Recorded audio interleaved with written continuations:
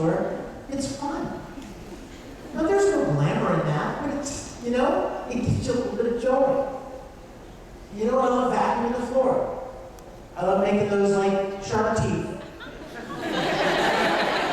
Right? Of course. I'm not going to get famous at it. It's like the cinnamon candy I put in my mouth. It's just a simple thing that you get joy from. That would be what I would wish for all of you in whatever job you pursue. Find something that gives you a thrill, that you feel a sense of accomplishment, that makes you feel good. It could be plumbing. It doesn't matter. There are people out there that get a kick out of figuring out how to put a series of pipes together to make water go from here, all down through here, and end up there in your faucet. It doesn't have to be glamorous. Just find something that you enjoy doing. And don't give up. Find a way to do it, no matter whether someone pays you or not. I would voice act, don't tell the studios I work for, but I would voice act for free. Because I love what I do. Getting paid, by the way, voice actors don't make a lot of money. But getting paid is secondary, because you gain so much joy and so much sense of accomplishment out of just doing something that you really love to do. Something you feel like you have a gift for. Yes, ma'am. Always. Come here. What is this cosplay from? Oh my gosh, you look beautiful. What's your name? Olivia. The question is, if there was any anime that you didn't get to voice act for, that you could pick any character from you that's already been done with someone. Oh my gosh, what a great question. That's a scary question, Olivia, and I'll tell you why. Because I used to answer this question like that way. I would say, oh, I wish I could have played this, and I wish I could have played that. But then somebody told me something. They said, you know, if people didn't know better, they could think that you're kind of implying that you could have done a better job than the actors that did get cast, or that you're somehow putting down the people that did get cast. And I was like, that's not what I mean at all. That would never be what I meant. They're like, yeah, well, it could come across that way. So stop doing it. When people would say that question, I would say, oh, there are plenty of characters I would like to play, but I don't ever really get specific. I will tell you that there are some characters that I was playing that I loved. And then the studio that we were working for went out of business, and they lost the license to those shows. How many of you know a show called Gurren Lagann was being dubbed by a company in Houston, and I was playing Viral, and I was having a blast. And then the company went under, and they lost the license, and it went to some other company in California, and they cast it again from the beginning. How many of you know a show called Sergeant Frog? Guess what? Newsflash, I was Sergeant Frog before Capricorn. I was Kara. And I loved that show. I loved that show so much. I was buying Kara toys at conventions, and we would put them on the mantle in the recording studio. We had 15 or 20 episodes recorded. And then the studio went out of business, and they lost the license. And it went to Funimation, and Funimation just decided to start over, just wipe the slate clean, and start over. So there are a lot of characters that I want to play, but I will tell you something else. A lot of times, again, just like I told KJ, things just happen the way they're supposed to happen. I've auditioned for shows before where I really wanted to play a certain character, and I didn't get that character, and I was like, oh, boom. I got some other guy. And he turned out to be so much fun. More fun, probably, than I wanted to play. For an example, Full Metal Panic. I wanted to play Sosuke Sagara. He's the main character, right? Of course you want to play the main guy. I ain't cast as him. I got cast as this other bozo, Kurt Weber. And he turned out to be so fun! He was a great character. Much more like, flamboyant and just out there, and I loved him. I feel the same way about Death Sight on Soldier. I auditioned for several other characters, but I really love the guy I got. So, I would never want any other actor to think that I was, you know, diminishing the quality of their, because I love all these guys, we're good friends. But great question. Thank you. You look familiar as well. Get up here, of course you do. Oh! Am I hugging Tommy right now? No, wait, you're Usa-chan. You're Honey Senpai, you got Usa-chan.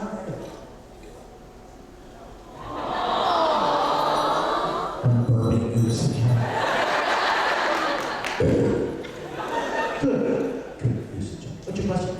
Okay, was there any scene where you just felt so emotional, like, just you knew this character so well, and you knew that something just made you want to almost cry inside while you were doing this? Well, there's no almost. There's actual crying. Oh my gosh. When I did Full Metal, the first 7 or 8 episodes, people ask me sometimes, they're like, did you cry when Nina died?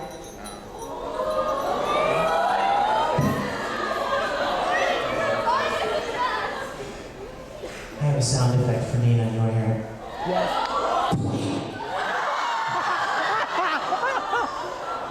Oh, you know it's funny. Anyway,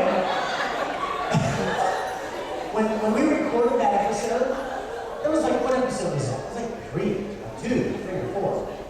I don't know, it was very early on. It was before I really knew the characters that well. But with every episode, I was becoming more and more like loving these characters. So when it got to like episode, which was the one with Barry the Chopper? 8? 8 or 9? At the end of that episode, do you guys remember that episode? Barry yanks Ed's arm off, and when Ed comes to, his automail arm is missing, and he gets free, and Barry's chasing him around that meat factory with that cleaver. And Ed is terrified. And Al shows up and rescues him. And in that final scene, as they're watching Barry get taken away by the cops, Ed and Al are sitting on the porch. Remember this? And Ed's saying something to Al. And I was getting ready to record that. I guess I was recording it. And while I was in the middle of recording it, I was like, I felt myself really emotional about it. And I was like, what the world? This has never happened before. I'd probably done, I don't know, 20, 30, 40 anime series by then, but nothing had ever grabbed me. So that scene in that episode was the first time where I really was emotionally invested in the character. And I realized that I just loved these guys. And I found myself actually crying about it. And from that point on, most of the time, if Ed was really emotional about something, chances were I was really emotional about it too. And there was some of the Oron stuff too, and another show called Air. I don't know if you know that show. Great show. On love. Hi. What's your question? I'm Yuki. I love you. Actually, when I found out that you were voiced by me, I actually decided to make you something. You did? Oh my gosh, you got into different people's outfits. Okay, Zero is wearing the swim club jacket. And Reed is in a host club outfit. And poor Zero is just Zero. Oh no, that's Tamaki. And Tamaki is wearing the Vampire Knight uniform. I love it. Come here. See? Take care of it. See, that's what I'm talking about. There's so many great people out there, and I love that. Thank you. Did you have a question? So now that you're voicing Vinny, I was thinking, since you did the character song for Tommy, are you going to be possibly doing the character song for me?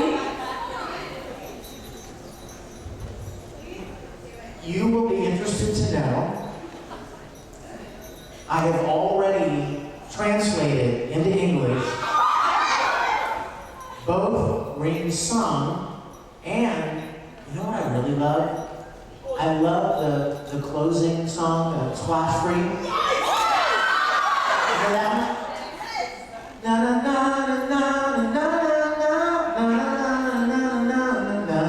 na. I love that song. So I've already translated the lyric into English, and as soon as I get a free minute, I'm going to record it. So they'll be out there on the internet, so you look for them, okay? All right. Are you like helping in her attention? Yeah. I have 2 questions. One, because hugs are awesome, and I have them. Of course, get up here. And what's your question, Steve? If the Candace actors was ever to get a dub in the shoving, what character, if you could be any character, which one would you like dub? What? The Candace actors. I'm afraid I don't know that show. Sorry. Yeah, unfortunately, I don't know about much unless you guys tell me or a studio tells me. Like Vampire Night, I know about Vampire Night until fans told me. And let's see who else. Oh, you know what? Free. Quite honestly, I didn't know about Free, and fans would write me and say, "OMG, you should totally play Reed." I was like, "Really? What's he like?" And they told me, and so, you know, that's like I started gunning for that one. But I don't know about that show. Is it a good show? Yeah, you probably be really good at Hondo? And what was the name of the show again? the Candace actors. Okay, I'm gonna look out for it. Thank you, sweetie. Peter! What is your question? What is your question? Oh, not really a question. I just feel like the pants have. Do you really? I really like her pants and I have a hug. See, I thought I was gonna go a really different direction. I thought I was gonna go with, I really like her pants, can I have your pants? That's what you, right? Tell me. Other people thought that's where it was going, right? I really like your pants. Come here. Pants story? I love these pants. I bought these pants, but they were straight legs. And I hate straight legs. So my dear friend Ginger, the same girl who made the Reed sweatshirt, I gave her these pants and she put zippers at the bottom, so they flare out. I know, thank you. I love you. My God.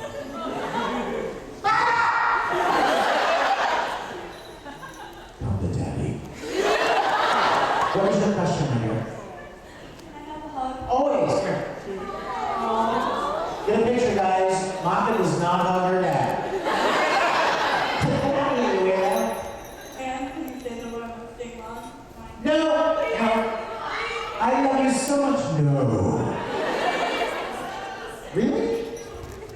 We only have 5 minutes left? Are you serious? That's impossible. He's right. Oh my goodness. Time flies. No, you guys, years and years ago, this is like ancient history. I can't believe you even said it. Years and years ago, I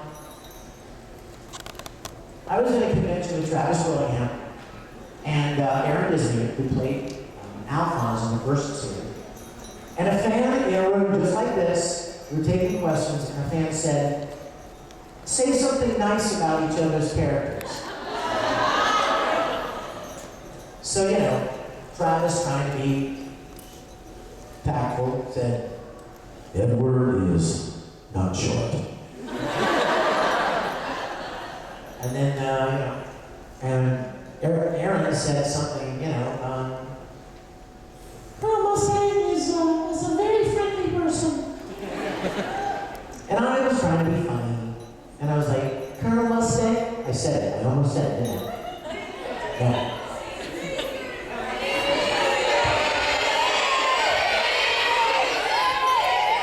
Darn peer pressure. I said, Colonel Mustang is dead sexy. But you couldn't leave it there because that would actually be a compliment, right? So I had to twist it at the end. I'm like, in a miniskirt. And then the worst thing ever happened. You can never But like every convention I went to, say the line about Beyonce.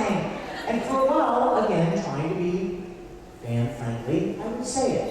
And it just got out of control. I mean, out of control.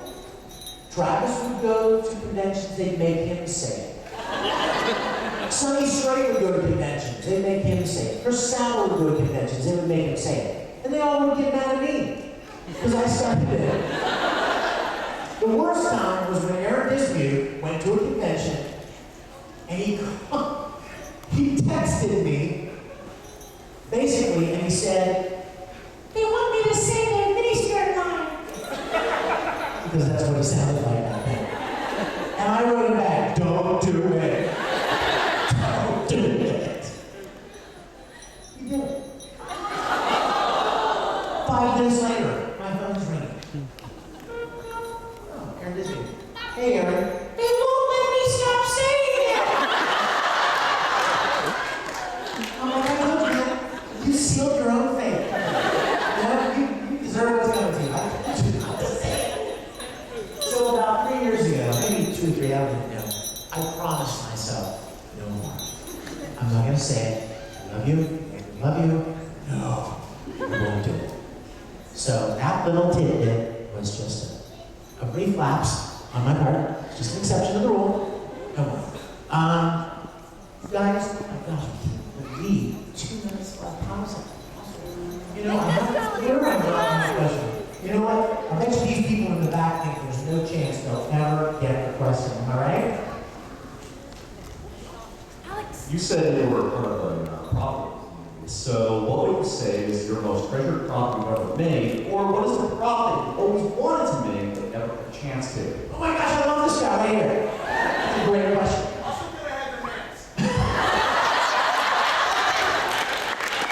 It's the fight picture right there for him. And I will pay money for that fight. You know what?